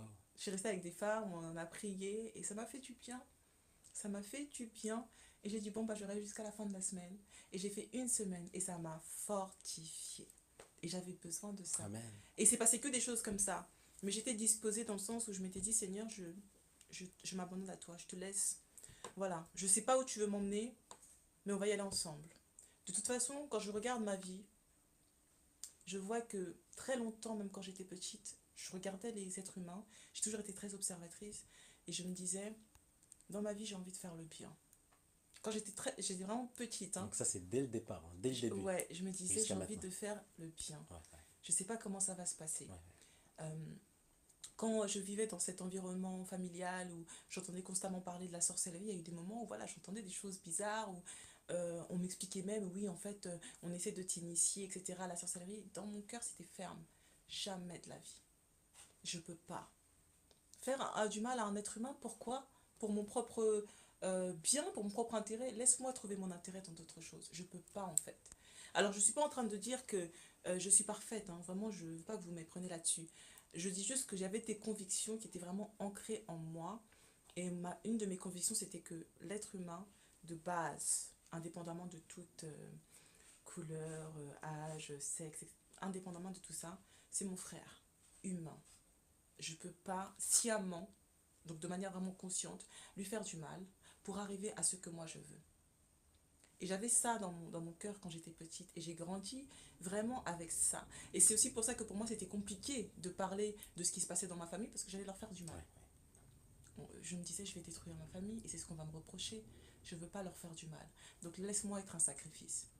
J'avais aussi cette espèce de cœur d'être de sacrifice et j'ai grandi comme ça. Et là, on revient à Mulhouse. Et donc, quand j'étais à Mulhouse, du coup, après, donc, on a été hébergés. Et ça a duré 2 semaines, uniquement 2 semaines. Parce que pendant ce moment-là, j'ai vraiment mis Dieu à l'épreuve, comme on dirait. J'ai passé mon temps à lui parler. Et je lui parlais, c'était mon ami, mon père, céleste, qui me veut du bien, Tu lui parlais de tout? de tout. Ouais. Et quasiment tout le temps. Je suis là dans la chambre et tout. Et je lui parle des fois même de manière orale, hein, vraiment, D'accord. quelqu'un passe, il va dire, mais elle est folle, à qui elle Ouais, parle? ouais. Et je lui disais, bon, Seigneur, tu vois, là, on est chez Hélène et Johanna, elles s'appelaient les femmes qui nous hébergeaient. C'est très bien, elles sont gentilles de nous héberger, de prendre soin de nous, mais je ne vais pas rester là éternellement, quoi. Il faut que tu fasses quelque chose. Moi, j'ai lu dans la Bible que tu es capable de faire des choses incroyables, des miracles. Fais ton truc, Seigneur. Je disais, papa, fais ton truc, papa, parce que je ne vais pas rester comme ça. T'as vu avec la petite comment est-ce que ça se passe? Je suis vraiment fatiguée, je suis allée voir les foyers. Ils n'ont pas voulu de moi, ils ne me l'ont pas dit clairement, mais ils m'ont fait comprendre que je paraissais trop forte pour eux pour faire partie de ces personnes qu'on place en foyer. J'arrivais pas en larmes parce que je voulais rester forte pour ma Ah, fille. d'accord. Et du coup, on avait l'impression que finalement je vais m'en sortir, je suis D'accord. forte. Non, j'étais Ouais, brisée. ouais, ouais. J'étais forte, mais j'étais brisée. Donc, Seigneur, fais un truc. C'est quoi? Je dis, tu sais quoi, Seigneur? Je vais chercher un appartement dans le privé. J'en ai parlé à un pasteur, celui qui m'avait trouvé le plan. Il m'a mis beaucoup de pression pour que je quitte cet appartement. Et ça aussi, c'est quelque chose. Si à ce moment-là, j'avais pas été aussi fortifiée dans le Seigneur, j'aurais quitté l'église. Ouais, ouais. Parce que c'était pas le moment de m'accabler. Et je pense qu'il y a aussi vraiment une responsabilité qu'on a en tant que tous frères et sœurs, quel que soit le statut, le rôle qu'on a, de ne pas accabler des personnes qui sont déjà dans une grande souffrance. Et ce pasteur-là m'avait dit, non mais faut que tu sois plus responsable, Jennifer. Il m'a parlé de responsabilité. Euh, C'était un pasteur des jeunes. Et il m'a dit, voilà, il faut que tu sois beaucoup plus responsable. Ce que tu as fait, c'est... Il y avait eu un malentendu sur quelque chose, j'avais tenté de lui expliquer, mais alors est-ce qu'il était occupé? Il n'a pas vraiment... Je peux comprendre. Mais il y avait eu un malentendu et ça m'avait encore plus blessée. Et il m'a dit, voilà, il faut que tu partes de là, trouve une solution d'hébergement en urgence. Je lui ai dit, mais je peux pas. L'hébergement en urgence, c'est des hôtels et c'est au jour, en fait. Comment je fais, quoi? Je peux pas. Les foyers, je suis partie voir les foyers. Comment je fais ça? Il m'a dit non, mais il faut que tu trouves une solution parce que tu peux pas rester là. Il leur avait peut-être dit aux filles, voilà, elle va rester que quelques jours et puis finalement je reste Ouais, une ouais, semaine. ouais, Donc peut-être que pour lui c'était sa parole aussi ouais, qui était ouais, remise en ouais, question. ouais. Je comprends. Mais du coup c'est à moi. Il m'a mis cette pression-là. Il m'a accablé un petit peu, tu vois. Et pendant que je lui parlais, l'ancienne Jennifer, elle lui a dit mais tu te prends pour qui pour me parler comme ça, quoi? Je sais que tu es un pasteur des jeunes, mais je suis une femme mariée, je suis une épouse, j'ai un enfant. J'ai... Ne... Reprends un peu la considération que tu as envers... Je lui ai pas dit ça. J'ai fermé ma bouche. J'ai dit, ok Seigneur, donne-moi du courage, aide-moi à m'humilier et pardonne ton serviteur parce qu'il vient de me blesser clairement. Et j'ai dit, écoute, ok, il y a un malentendu, est-ce que tu permets qu'on prie et qu'on passe à autre chose? Et c'est comme ça qu'on a prié et qu'on est passé à autre chose. Mais tu vois, ça c'est le genre de choses, clairement, si j'avais pas eu cette affirmation, cet affermissement, pardon, j'aurais quitté l'église sans eux. Vraiment rapidement, je me serais dit, mais comment c'est possible? Et je ne veux pas dire qu'il manquait d'amour ou quoi. Non, ça n'a rien à voir. Mais tu vois, il y a des certaines sensibilités dans des moments particuliers où on doit faire vraiment C'est attention. important, quoi. Et je lui avais dit, bon, je vais chercher même, tu vois, je bouge, je suis tout le temps dehors avec ma fille. J'avais pas de poussette, donc la porter dans le porte-bébé depuis qu'elle Oh était là là. née. J'avais pas eu de suivi médical. Physiquement, j'étais comme ça, Oh là là. tu vois. Et quand on me dit, ouais, sois responsable, je me disais, mais qu'est-ce qu'il veut dire par là, quoi? Comment tu veux que je sois plus responsable que ça? Tu vois, je vais le matin, la CAF, assistante sociale, j'avais jamais fait ça de ma vie, parce que j'ai quand même grandi dans une certaine aisance financière. Comment tu veux que je sois plus responsable? Et tu me mets la pression, et je lui dis, bon, écoute, de toute façon, j'ai foi en Dieu, je sais qu'il y aura une solution, je vais même chercher des appartements en particulier, on sait jamais, il y a peut-être des propriétaires qui vont accepter. Dieu peut faire. Il me dit, oh, mais tu sais, Jennifer, Dieu peut faire beaucoup de choses. Il a un peu remis en doute le truc. J'ai dit, ok, bon Seigneur, fais ton œuvre. J'ai commencé à mettre en place les choses, j'ai commencé à chercher un appartement particulier. Une sœur que je salue d'ailleurs m'a beaucoup aidée à ce moment-là. Et j'ai fait des recherches d'appartements, etc. En même pas une semaine, j'avais trouvé. Wow. Même pas une semaine. Même pas aucun document. Ouais, Des particuliers d'accord. qui venaient d'acheter une maison de ville. D'ailleurs, je les salue parce que je sais qu'ils me suivent encore aujourd'hui. Wow. Des particuliers, c'était leur premier bien qu'ils achetaient en commun. Ils avaient tout refait. Et la seule raison pour laquelle je suis partie dans cet appartement, c'est parce qu'il y avait une cuisine équipée. Dans ma tête, hors de question que j'ai un frigo, un micro-ondes, etc. Pour le lit, je peux me débrouiller. Mais ça, non. Je suis partie. Avant de partir, je dis à ma soeur, à la soeur qui m'accompagnait beaucoup, Ruth, je lui dis, tu sais quoi, mon seul rêve, mon petit bonheur là, ce serait juste d'avoir un petit balcon et pouvoir prendre mon café. Voilà, j'aime beaucoup le café. Prendre mon café le matin, c'est tout ce que j'aimerais avoir, un petit truc comme ça et tout. On va visiter cet appartement ensemble. Quand je visite, je vois une terrasse qui n'était pas écrite dans l'annonce Oh là de là. 13 mètres carrés. 13, donc vraiment pas le petit truc quoi. Et je dis waouh, Avec une superbe vue. une vue incroyable dégagée. Waouh. Je dis mais non, c'est pas possible. Seigneur, tu es en train. C'était le deuxième appartement que je visitais. Je dis mais non, Seigneur, quand même pas. Tu fais un truc comme ça. Non. J'avais décidé de vivre dans la vérité. Donc je mentais plus du tout. Même pas de petits mensonges, rien du tout arrangé. Non, donc j'ai dit au propriétaire, voilà la situation. Je pense que mon mari est devenu fou. À la base, je suis consultante en stratégie. J'ai habité à Londres. Je suis venue pour un congé maternité, mais il se passe beaucoup de choses. Mon mari a été violent. Il a essayé d'enlever ma fille. Donc là, il me faut un appartement. Je suis hébergée chez des sœurs de l'église. J'ai pas vraiment de solution. Je sais que la CAF peut m'aider. J'ai vu des assistantes sociales. Elles sont prêtes. Apparemment, je peux avoir une caution. Voilà ce qu'il en est. Et je peux régler le truc. Mais je ne gagne pas 3 fois le loyer. Cash. Ils ont dit ok, ils ont écouté. Tu étais D'accord. vrai J'ai été hyper avec vrai. toi-même. Ouais. Hyper vrai. Parce que je voulais démarrer vraiment une nouvelle vie Ouais. et vivre dans le vrai en permanence. D'accord. Pas de Ouais, mensonges. ouais. Parce que souvent on cherche aussi à cacher certaines C'est ça en choses. fait, on cherche à cacher des choses qui légalement on D'accord. doit dire. Ouais. Tu vois. Et je leur ai dit les choses, ils m'ont dit ok, vous avez des documents. J'ai dit ouais, je peux vous envoyer ce que j'ai.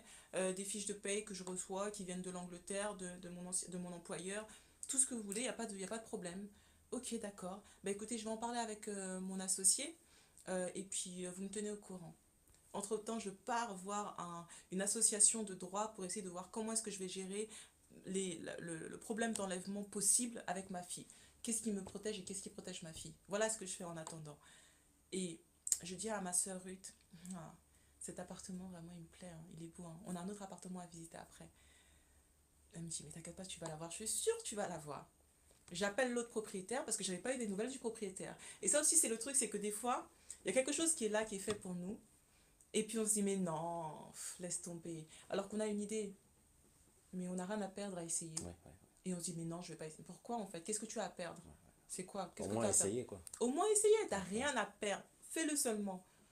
J'appelle l'autre propriétaire, je dis, voilà, votre collègue m'a donné votre numéro et je sais pas si vous avez expliqué ma situation. Il a dit non. 30 secondes, je lui explique ma situation. Pareil, cash.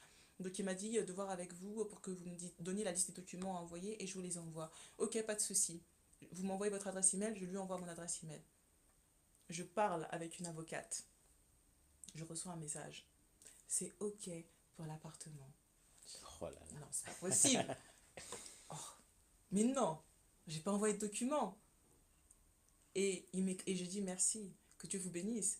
Et il me dit, il n'y a pas de souci, il y a pas de quoi, on veut vous aider à bien redémarrer l'année. Waouh. Je dis, mais c'est pas possible, je suis en train de rêver. Ok, je m'en vais, j'explique aux filles. Et je me dis, bon, d'accord Seigneur, t'as fait ton jeu. Mais moi j'ai besoin de voir le contrat signé, que la chose se concrétise. Donc tu voulais voir. Je voulais voir encore, tu vois. Et je vais voir l'assistante sociale, etc. Ok pour la caution. Elle me dit oui, mais il faut que votre propriétaire signe un document. Ok, j'appelle le propriétaire qui m'avait dit ben, tenez-moi au courant par rapport à vos démarches. Je l'appelle. Le lendemain, hein, mardi, ils me disent ok. Mardi, je visite, mardi, ils me disent ok. Mercredi, j'appelle. J'ai vu l'assistante sociale. Avant d'appeler, je prie. Je parle même. Pour ceux qui. Je parle. Je dis bon, t'as vu papa ce qui s'est passé? C'est très bien. Mais là, je ne vais pas rester éternellement chez Hélène et Johanna. Il faut que tu fasses un truc, quoi. Tu vois, on est pas mal, mais on pourrait être mieux, tu vois. Donc, je te laisse trouver une solution. Là, j'ai vu qu'ils ont dit oui. Mais j'ai besoin de voir le contrat signé et j'ai besoin d'avoir une date, de savoir quand est-ce que je vais rentrer dans l'appartement, quand même, tu vois. Pas d'argent à ce moment-là. Donc, si on me dit tu rentres tout de suite là, j'ai 0 € Oh à là là. mettre. Sur le compte. 0 €. Zéro. Ils me disent ok, bon, j'appelle le propriétaire. Et je dis même dans ma prière, dans ce que j'ai dit même, je te laisse même gérer cette histoire avec le propriétaire. Toi-même, tu gères ton truc, tu touches son cœur, peu importe. La Bible dit le cœur d'un roi n'est rien entre tes mains. Donc, le cœur de ce monsieur, c'est rien entre tes mains, tu peux gérer la chose.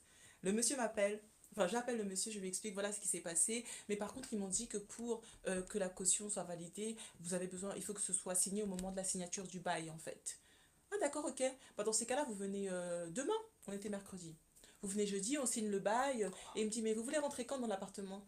Je lui dis bah écoutez, c'est à vous de me dire, après il faut que je vous dise honnêtement, là tout de suite j'ai pas l'argent pour pouvoir rentrer, je serai payée à la fin du mois, donc voilà, c'est à vous de me dire ce qui vous arrange. Il me dit bah écoutez, Là, on est en train de finir des travaux pour que ce soit vraiment bien. On voit des choses par rapport au chauffage, etc. Mais à partir de bon, lundi prochain, vous pouvez rentrer. Et puis, vous commencerez à payer le loyer le mois suivant. Oh là là, waouh. C'est un rêve Non, carrément. mais tu vois, C'est et un là, dans ma film. tête, je me dis, waouh, merci Seigneur.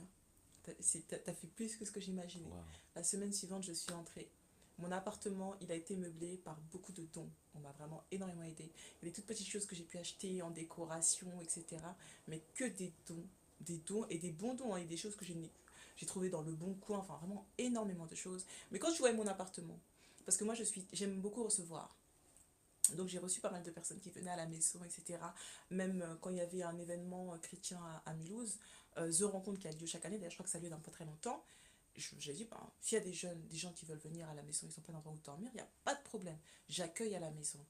Les gens quand ils venaient, ils disaient, mais waouh, ton appartement il est vraiment super, bien décoré, des jolis meubles. Tu pouvais même pas imaginer comment est-ce que j'avais eu tous ces trucs, Oh quoi. là Je passais devant ma terrasse, la veille, j'avais rencontré des gens au Resto du Cœur. là. Ouais. Une personne qui est devenue même une amie, Lyri, je te salue si tu vois, et qui est encore aujourd'hui une amie que j'aime vraiment beaucoup.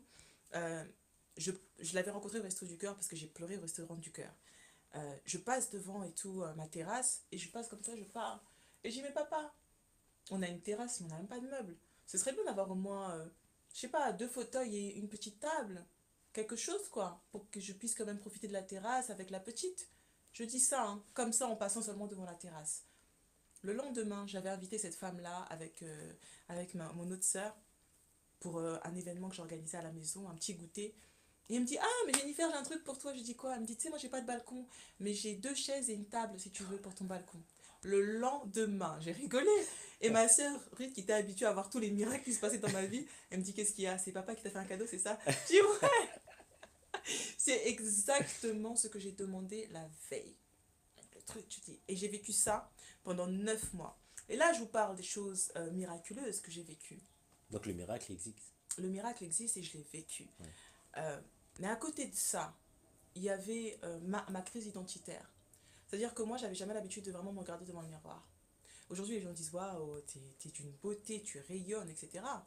Moi, je me suis jamais trouvée belle en dehors du regard de mon mari. Mon mari qui m'a dit que j'étais belle 5 fois. En 10 ans, je m'en souviens, et c'est les 5 fois où je me suis sentie belle. Où je me suis dit, oui, effectivement, je suis belle. Donc le Seigneur avait travaillé tout ça aussi. C'est-à-dire le regard que je pouvais avoir sur moi-même. Mon estime de moi, il a fallu que je me regarde et que je puisse voir qui je suis, comment je suis. Et pour moi, j'ai vraiment beaucoup repris les vérités bibliques pour me les intégrer. C'est-à-dire que j'avais des post-it un peu partout dans la maison et je mettais dans la salle de bain, j'avais même mis, plus qu'un post-it, j'avais mis un truc que j'avais bien collé. euh, je te loue de ce que je suis une créature si merveilleuse. À chaque fois que je passe dans la salle de bain, je me regarde. Je suis une créature merveilleuse. Waouh, il faut que je m'en souvienne. Tu vois. Et j'avais décidé de vivre dans le vrai. Et donc, du coup, je me laissais beaucoup enseigner aussi. J'allais à l'église, beaucoup, pas mal à l'église. Mais je passais aussi beaucoup de temps seule, en méditation, en prière, en réflexion. J'analysais ma vie. Et c'est ça aussi être authentique. C'est pouvoir s'arrêter et analyser sa propre vie. Se mettre en face à face. Là, bon, Jennifer, tu dis quoi? Qu'est-ce que tu as fait? Pourquoi tu as fait ça en fait? Qu'est-ce que tu voulais dire quand tu as dit ça réellement? Sois vrai! Sois vrai! Et on est trop dans le faux en fait parce qu'on cherche tellement à plaire aux gens et on a du mal à l'admettre. Hein. On a tellement peur du rejet parce que c'est toujours la même chose qui revient. On a peur qu'on ne comprenne pas. On a peur qu'on nous juge. Oui, mais t'avais dit ça et puis tu changes d'avis. Et alors? En tant qu'être humain, j'ai le droit de changer d'avis. Et ça, c'est vraiment le message que je partage aussi aujourd'hui beaucoup. D'accord. Euh, Même au niveau professionnel, je parle de communication authentique Ouais, ouais. pour dire aux gens, on fait de la communication, on fait du marketing, mais on est vrai. C'est-à-dire que ça va être un beau maquillage qu'on va porter. Si je retire, vous allez me reconnaître. Normalement, si je fais pas de contouring bizarre, vous allez me reconnaître. Mais je porte pas de masque. Et c'est ça l'idée, c'est de dire aux gens, soyez vrais. Franchement, être faux, ça demande du temps. J'ai été fausse, pas forcément de manière sciemante, parce que je vivais dans le déni. Mais quand il fallait que je filtre toutes mes pensées, les choses que j'avais peut-être envie de dire à mon mari, mais je n'osais pas les dire parce que je pensais qu'il avait pensé ça, donc bon, je vais aller dans son sens. Mais c'est pas ce que je veux en réalité. Je suis fausse. Et les gens, ils sont constamment dans la fausseté. Je sais que c'est très difficile parce que sortir, sortir du mensonge, c'est accepter que les gens nous voient tel qu'on est vraiment. Et ça, c'est dur. Accepter qu'ils voient une image qu'ils n'imaginaient pas forcément de nous. Accepter qu'ils puissent être déçus. Ça peut surprendre. Ça peut surprendre Ouais. et ça peut nous blesser. Mais pour moi, il n'y a pas plus de valeur que de faire ce travail-là et décider d'ailleurs de le faire parce que ça te permet d'accéder, je pense, plus facilement à ta réelle mission de vie et à ce que tu veux vraiment faire. Je parlais il n'y a pas longtemps avec un de mes cousins que je salue, s'il regarde, Kevin, et je lui disais, tu sais, il y avait des passages que je relisais dans la Bible qui parlaient du mensonge, etc. Et je réalise que le mensonge, il est bien plus présent qu'on l'imagine dans notre vie. Quand tu fais un boulot que Ouais. tu détestes ton travail, tous les matins tu y vas, mais tu n'as pas le cœur à y aller, Ouais. que tout ce que... Je crois que c'est le verset dit qu'on doit tout faire avec conviction. Voilà, on doit tout faire avec conviction. Euh, Tu y vas sans aucune conviction, en réalité. Tu y vas parce que tu dois te nourrir, mais tu n'as pas du tout envie d'y aller. Tu es déjà dans une forme de mensonge. Tu n'es pas vrai, Sans s'en rendre compte. sans t'en rendre compte. Ouais. Et pour moi, c'est grave. Et tu vois, ce message-là, je l'ai aussi complètement en dehors de l'aspect chrétien où je dis aux gens, arrêtez de vivre une vie que vous n'avez pas envie de vivre. Ça ne veut pas dire faire tout et n'importe quoi. Donc il s'agit, pour moi, la liberté, c'est pas du libertinage. La liberté, c'est déjà accepter d'être vrai, voir ce qu'il y a réellement autour. On a plein de murs, hein. Le mur de mon éducation. Mon propre mur, c'est-à-dire déjà ma vision de la vie, c'est un mur qui m'entoure. La manière dont je vois les choses, elle est liée à tellement de choses qui m'ont conduit à les voir comme ça. Rien ne dit que toute ma vision de la vie est vraie. Et c'est normal, parce qu'on est plusieurs personnes. Et ce qui fait ce qu'on va appeler la réalité, c'est toutes ces personnes-là qui voient, entre guillemets, la même chose. Tu vois. Et le message que je fais passer, justement, dans le milieu professionnel et quand j'accompagne des gens en coaching, ok, on va parler vrai. Qu'est-ce que tu veux? Souvent, je leur dis ça, qu'est-ce que tu veux? C'est-à-dire le but, Ouais. ça? Qu'est-ce que tu veux déjà Ouais. pour commencer? La question, c'est pas qu'est-ce que tu peux avoir. D'accord. Avant d'en arriver à qu'est-ce que tu peux avoir, on va commencer par qu'est-ce que tu veux. Ouais. Mais si la personne ne sait pas encore Généralement, elle sait, elle sait. mais elle n'ose Ouais. pas le dire. D'accord. Donc il faut vraiment Il aller faut que je chercher. creuse, exactement. Et ça, justement, c'est mon travail. On va creuser ensemble. Oui, mais attends, parce qu'à un moment donné, je vois toujours une contradiction. Mais attends, tu m'as dit que tu voulais ça. Mais quand tu me parles de ça, là, et que je vois que tes yeux sont en train de briller, t'es sûr que c'est pas plutôt ça que tu veux faire? Oui, mais tu sais, stop. Dans ce que tu veux, on va repartir à la base, c'est ça que tu veux. Dis-le que c'est ça que tu veux. Et pour moi, en fait, on a tous une utilité sur cette terre. On est tous complémentaires. Et on a tous quelque chose d'important à faire, quel que soit le domaine. Ça peut être dans le cadre de la maison, pour moi, des mères au foyer, des pères au foyer, parce que ça existe également, ils font des choses extraordinaires. Élever un enfant, tu ne sais pas si l'enfant que tu élèves n'est pas le futur Martin Luther King. Ça a de la valeur, ça a Donc du on est tous poids. utiles, c'est ça? On est tous utiles, Ouais. sans aucune exception. Dès le moment où tu nais sur cette terre, tu es utile. La question, c'est de trouver pourquoi.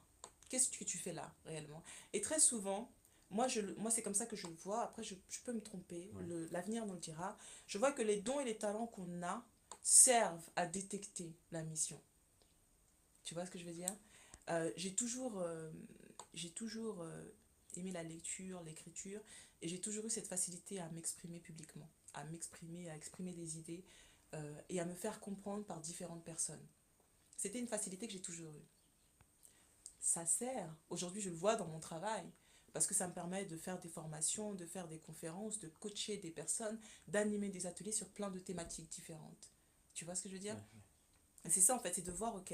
Et des fois, les gens disent, oui, mais moi, j'ai pas de talent. Si, tu as un talent. Comme tout le monde, parce que tout le monde a un talent. Mais ton talent peut devenir une compétence que lorsque tu admets que c'est ton talent, parce qu'il y a aussi ça, Ouais. et que tu en fais quelque chose. Admet, c'est-à-dire le reconnaître. Le reconnaître. D'accord. Le reconnaître dans les deux sens du terme, Ouais, ouais. c'est-à-dire le voir, Ouais. le saisir, l'accepter Ouais. et le connaître. Tu vois, vraiment dans tous ces aspects-là. Ça peut se faire en plusieurs années, Jennifer? Ça peut se faire sur plusieurs dépend. années. Pour moi, dès le moment où on a envie de le découvrir, ça peut aller très très vite. D'accord. Et c'est ça le truc, c'est être vrai. Tu veux le découvrir ou pas? Oui, pour de vrai. C'est-à-dire que si c'est pas juste des mots que tu lâches comme ça, et généralement c'est des personnes qui deviennent jamais mes clientes, les personnes qui vont juste avoir les mots. J'ai envie de faire ça, j'ai toujours rêvé de faire ça. Ok, d'accord, viens, on y va. Si tu as eu la vision, c'est que tu en es capable. Viens, on y va. Ouais. Et là, oui, mais ok, donc tu n'es pas prêt. D'accord. Le jour où tu es prêt, tu me contactes. et on voit comment est-ce qu'on va faire pour arriver à Sinon, ça. au final, on n'avance jamais, c'est ça. Sinon, on n'avance jamais. Ouais. Et donc, vraiment, c'est ça. Et pendant cette période de désert, là, où j'étais seule avec moi-même, avec le Seigneur, moi, je dis toujours que j'ai fait ma thérapie avec Dieu. Et quand et quand je vois des psys, parce que ça m'arrivait après de voir des psys dans le cadre d'enquête de pas mal de choses, même par rapport à ma fille, à la garde, j'ai vu différents psychologues. Et je leur explique clairement, voilà, je suis passée par là, j'ai subi ça dans ma vie plus tôt, je me suis mariée pour telle raison, etc. Un jour, il y a une psy qui m'a dit, mais quand je vous écoute et que je vous vois, je me dis que Dieu, il a même été Waouh. bien plus, bien plus pertinent, bien plus fort dans votre vie qu'un psychologue, quoi. Waouh, waouh. Et c'est une psy qui m'a dit Ouais, ça. ouais. Parce qu'elle sentait en toi que tu étais forte pendant tout le parcours, c'est ça? Elle a vu, en fait, que j'ai fait un travail, en fait, démentiel que très Mhm. souvent on fait avec des psychologues dans le D'accord. cadre d'une thérapie. Ouais. J'ai rencontré par exemple aussi plusieurs mois plus tard une ancienne collègue à moi euh, qui elle avait fait une thérapie et quand je lui dis bah voilà ce qui s'est passé, voilà comment j'ai vu les choses, elle me dit mais Jennifer c'est incroyable parce que les étapes que tu dis c'est les étapes, moi j'ai fait une thérapie et c'est les différentes étapes d'une thérapie en fait. Et je lui dis waouh. Moi, quand je dis, je commençais déjà à dire ça en riant, j'ai fait ma thérapie avec Dieu. Et c'est plusieurs personnes qui soit sont du métier ou soit sont passées par là qui me disent, mais c'est incroyable. Après, je ne dis pas, et là, je veux vraiment mettre le haut là, que c'est le cas pour tout le monde et que tout le monde doit faire ça. On est tous différents. On est tous Ouais, différents, je ouais, tiens vraiment à ouais. le dire. D'accord. Et pour moi, c'est vraiment ça mon message. On Mm. est tous différents, il faut accepter cette différence, arrêter de nous mettre dans une espèce de boîte comme ça, il faut tous qu'on rentre dedans. Non, on est tous différents, on est tous appelés à être différents. On le voit, hein, la nature nous enseigne, l'ADN est différent pour chaque personne. Et pour moi, ça c'est la nature. La science, c'est la nature. La science, c'est une manifestation de la nature et de ce qu'elle produit. On a tous un ADN différent, c'est à raison. Il y a une justification pour ça. Donc ça veut dire qu'on a tous des choses différentes à faire et à accomplir. Moi, j'ai fait ma thérapie avec Dieu. Ça ne veut pas dire que je vais dire à toutes les personnes qui sont passées par des choses similaires, non, non, mais t'inquiète pas, reste chez toi, fais ta thérapie avec le Seigneur. Non. Je vais te... Il y a des choses que je vais te dire, voilà, moi, ça a fonctionné pour moi. Et tu peux essayer ça, ça, ça, parce que pour moi, c'est une valeur plutôt sûre. Et puis la Bible nous en parle aussi. Mais je te conseillerais d'être accompagné, parce que tu as besoin de parler. Tu te sens pas forcément à l'aise dans l'église à l'heure actuelle, va voir un psy. Tu as du mal avec un psy, va voir un pasteur. Mais en tout cas, tu as besoin d'être accompagné. Ne reste pas seul. Parle-en. Et pour moi, en fait, le plus important, et c'est ça qui fait vraiment toute la différence, et ça rejoint mon message d'authenticité, c'est le cœur. Je parlais encore de ça il n'y a pas longtemps avec mon cousin qui est également vraiment un frère en Christ passionné. Et, euh, et je disais, tu sais, on passe tellement à parler de il faut faire ceci, voilà comment on doit se comporter. On en oublie que le plus important c'est le cœur en fait. Et c'est pour ça d'ailleurs que j'aime beaucoup le personnage de David, Ouais. parce que on le présente comme l'homme selon le cœur de Dieu, et c'était l'homme imparfait dans plein de choses quoi. Il a quand même commis un meurtre pour avoir la femme de quelqu'un. C'est gravissime quoi, tu vois. Et cet homme-là, c'est le cœur de Dieu. Il est selon le cœur de Dieu. Tu vois ce que je veux dire? Ça veut tout dire. Ça veut tout dire. Donc les gens sont là en train de pointer du doigt. Oui, mais lui, il a fait ça, lui, il a fait ça. Elle fait ça. Elle vit dans ça. Regarde. Alors qu'on ne sait pas du tout, hein. C'est même pas ça. Ouais, C'est que là, ouais. tu juges le visible. Et c'est très dangereux. Pour moi, c'est On dangereux n'a dans pas le à juger. sens où, déjà, on n'a pas à juger. Oui, Ouais. je sais, l'homme spirituel juge de tout. Mais attention, je pense qu'il faut aller revoir au niveau des sémantiques, revoir au niveau de la profondeur et tout ce que ça veut dire. Parce que parfois, c'est le truc qu'on me dit, tu vois, on peut juger de tout. Calme-toi. Calme-toi, ma soeur. Parce que tu ne sais pas qui va devenir quoi demain. Si on avait rencontré Paul au moment où il persécutait les chrétiens, on l'aurait peut-être jugé, oui, mais attends, il fait ça, c'est grave, etc.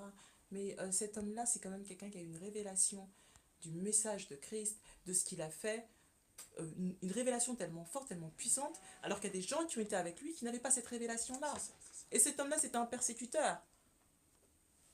Donc, c'est pour ça que pour moi, la seule chose qu'on a aujourd'hui pour évaluer, c'est l'instant présent. Et le problème, c'est que on s'arrête sur l'apparence, sur ce qu'on voit, alors qu'il y a des choses plus importantes, plus graves qui se passent dans le privé. Et j'apprécie énormément quand Jésus parlait avant de voir la paille qu'il y a dans l'œil de ton voisin. Regarde d'abord la poutre qu'il y a dans ton œil. Une poutre, je sais pas comment faire entrer une poutre dans un œil, quoi. Parce que la paille, c'est tout petit. Hein. C'est tout petit. Donc ça veut dire que ce que tu vois de visible, là, que tu veux pointer du doigt telle personne, telle sœur, tel frère, parce que nous aussi, on aime beaucoup faire ça entre nous. Est-ce que tu as pris le temps de te regarder, là? toi, tu as un truc encore plus gros. Tu n'admets pas. Est-ce Tu qu'on n'es se pas tire des vrai. balles, pardon, Jennifer? Pour moi, on se tire des balles en faisant ça, ça nous empêche d'être vraiment unis et de vraiment accomplir ce qu'on a à accomplir dans le monde. Ouais. Euh, le monde attend avec un ardent désir, je crois, la révélation des fils de Dieu. J'aime beaucoup ce verset et c'est un verset qui m'a beaucoup inspiré et qui m'avait donné envie de faire quelque chose, d'aller de l'avant, de montrer quelque chose de différent, tu vois. Et on oublie beaucoup que on a un rôle important à jouer, déjà en tant qu'être humain sur cette terre, en tant que chrétien, tu as un rôle qui va être un peu différent de ce que les autres vont considérer, et c'est là où tu vas jouer. Ça ne veut pas dire que tu es supérieur, et ça le tient à le dire. Ça ne veut pas dire que tu vaux plus que les autres. Parce que des fois on se dit, ouais, moi je vaux plus. Tu sais d'où est-ce que tu viens, de quelle grâce est-ce qu'on t'a retiré. T'es fier, mais tu es fier de quoi? T'as rien fait, c'est par grâce. Donc ça n'a rien à voir avec ce que tu fais. Une fois, il y a une... et je vais arrêter là parce que je crois qu'on doit bientôt finir, c'est ça? Oui, alors il nous reste précisément 4 minutes. Ok. Voilà. J'ai entendu hein, Et il y a 3 questions. une sœur qui me racontait, ok, Ouais, donc je fais ouais. juste ça, une sœur qui me racontait un truc qu'elle avait entendu. Alors cette sœur-là, elle aime le Seigneur, je pense, et elle vit avec un homme. Ils vont avoir un enfant, ils sont pas encore mariés, et ils vont se marier. Et elle avait dit ça à une de ses sœurs qui, elle, est dans le mariage, très participante à l'église, Ouais, etc. ouais. Et cette sœur lui a dit, franchement, quand elle lui a dit on va se marier, elle lui a dit franchement, si je ne croyais pas en un Dieu en un Dieu qui change des vies, je pensais que tu es irrécupérable. Ah, ça te choque. De quel droit tu peux dire ça à une personne? De quel droit déjà tu peux dire ça à un être humain? Pour qui tu te prends? Et on oublie ça en fait. Et pour moi, avoir le cœur, vraiment chercher, aspirer à avoir le cœur de Dieu, c'est la base. Et je ne crois pas, excusez-moi si je choque certaines personnes, que Dieu aime les chrétiens plus que les autres. Dieu aime tout le monde.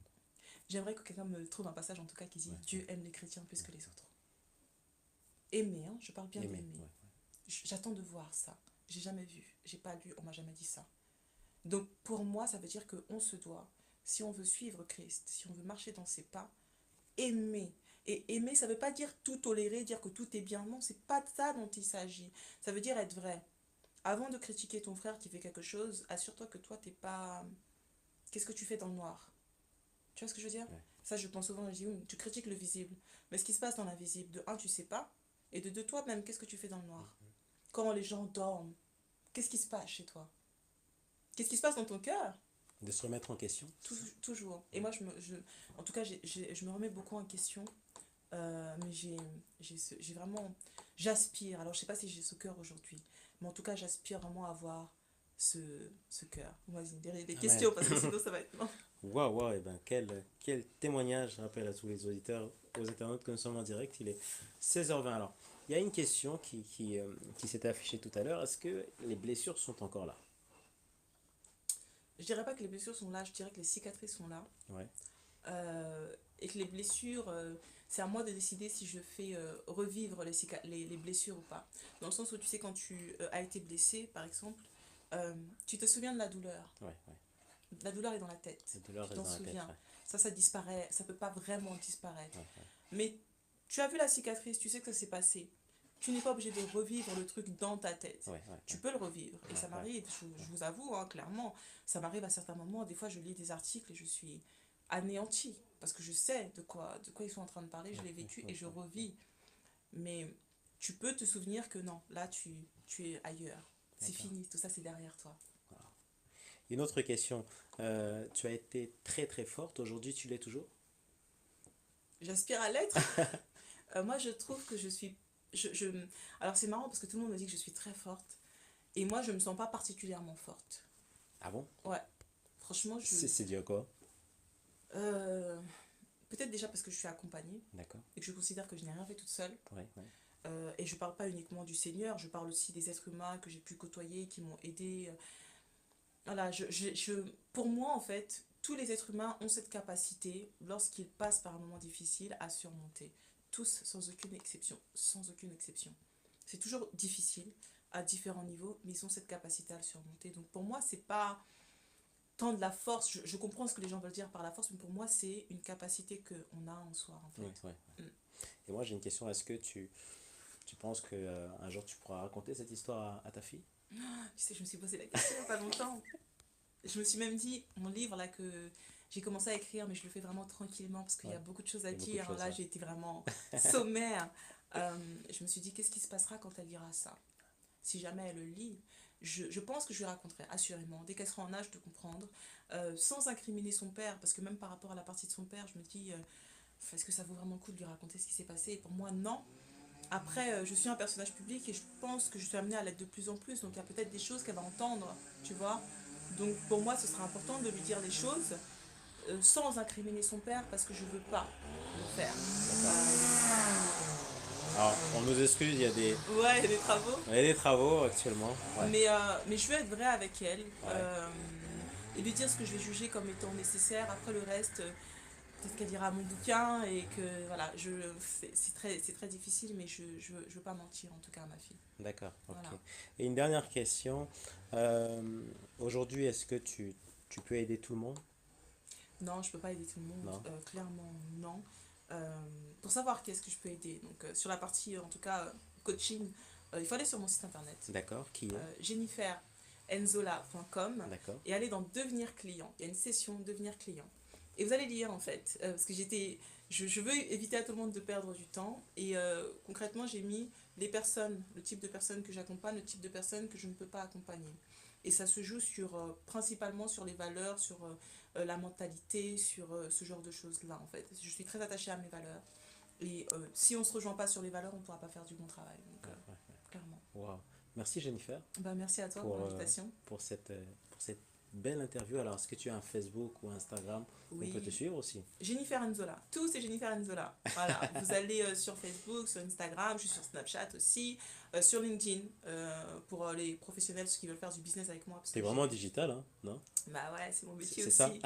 Parce que j'ai une agence aussi de conseil en communication, en stratégie, en web design. On fait également des sites internet, on fait D'accord. énormément de choses. Oui, oui. Sur LinkedIn, en tant que professionnel, vous avez une entreprise, vous voulez qu'on puisse travailler ensemble, voir ce qui peut être fait sur LinkedIn ou sur mon site impact-sa.com. Voilà.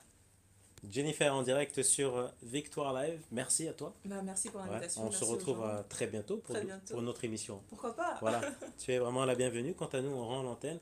Et rendez-vous d'ici 1h30 pour un autre live. On va présenter un livre et c'est une surprise. Allez, ciao, ciao. À Ciao. plus.